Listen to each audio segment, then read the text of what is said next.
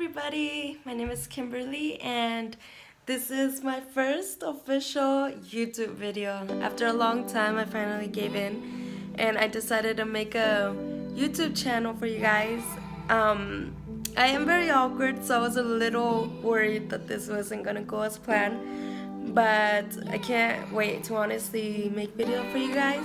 So if you want to keep on watching and watch me embarrass myself many times, then stay tuned. And ask you guys to send me questions so that I can answer them on here, and I'm gonna try to do them as best as I can. When I start this video, I do want to let you guys know that I'm gonna be uploading once a week, just because since this is my first time doing YouTube, I do want to get an idea of what it's like and how to edit the video as best as I can.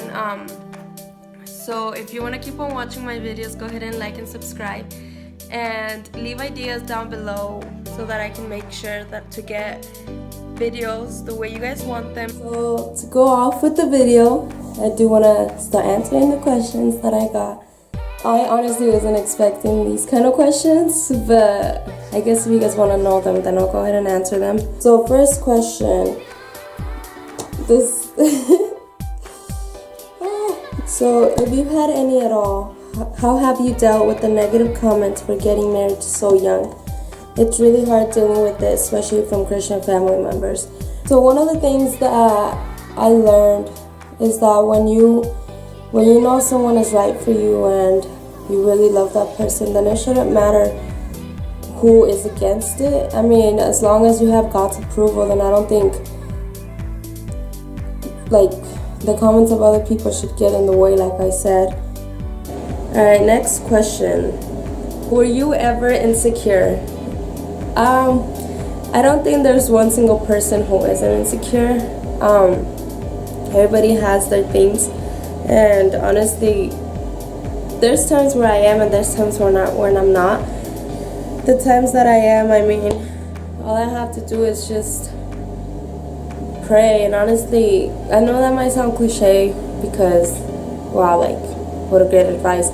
But honestly, like, when thoughts like that come to my mind, I know it's not from God. I know it's the devil putting things in my mind that telling me to think less of myself. And you know, I've always been the kind of person to see other people and be like, wow, they're much better looking than I am. But at the same time, there's other times when I look at myself and, you know, I see myself for what I'm worth, and I've always prayed for God to show me the way that He sees me, so that I could love myself the same way that He loves me. I did see a video talking about, like, you know, how to love yourself more, and one of the main things they suggested was on Instagram, don't follow people that you're gonna compare yourself to. And it's true, I always did that, you know. I always followed people who were considered perfect in social media. So I was comparing myself to that person, and I would say, wow, she has a nice face, she has a nice body. And for me, that's one of the main things that I'm insecure about, my body, because it's not the perfect body that people in social media approve of.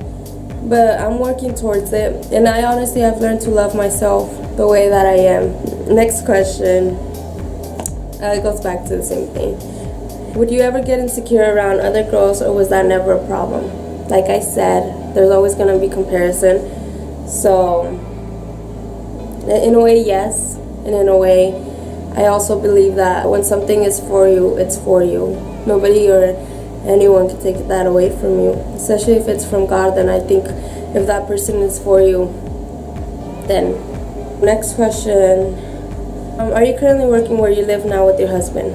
I am not, but I do want to start working because I'm at home all the time. But although I'm always like doing things at home, I also miss the job life.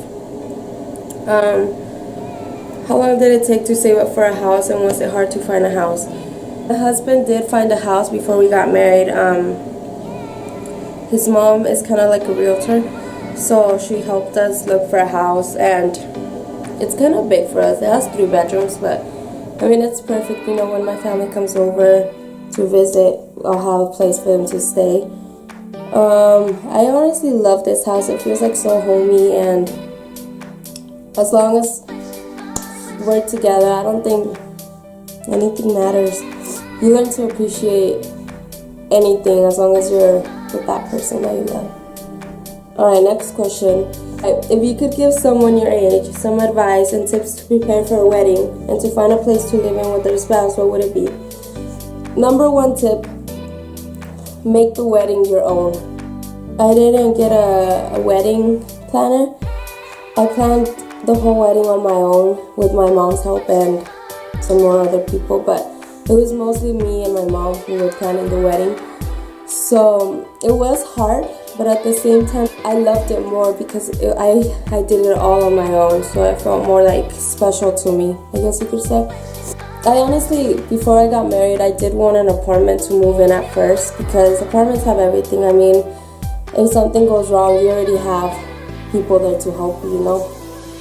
And in a house, you have to fix it all on your own. But honestly, like, much better because you don't have people around you. Like, you know, you don't hear the noises of when it's in an apartment. Yeah, and I honestly love it. So I would recommend buying a house, or like at least renting it.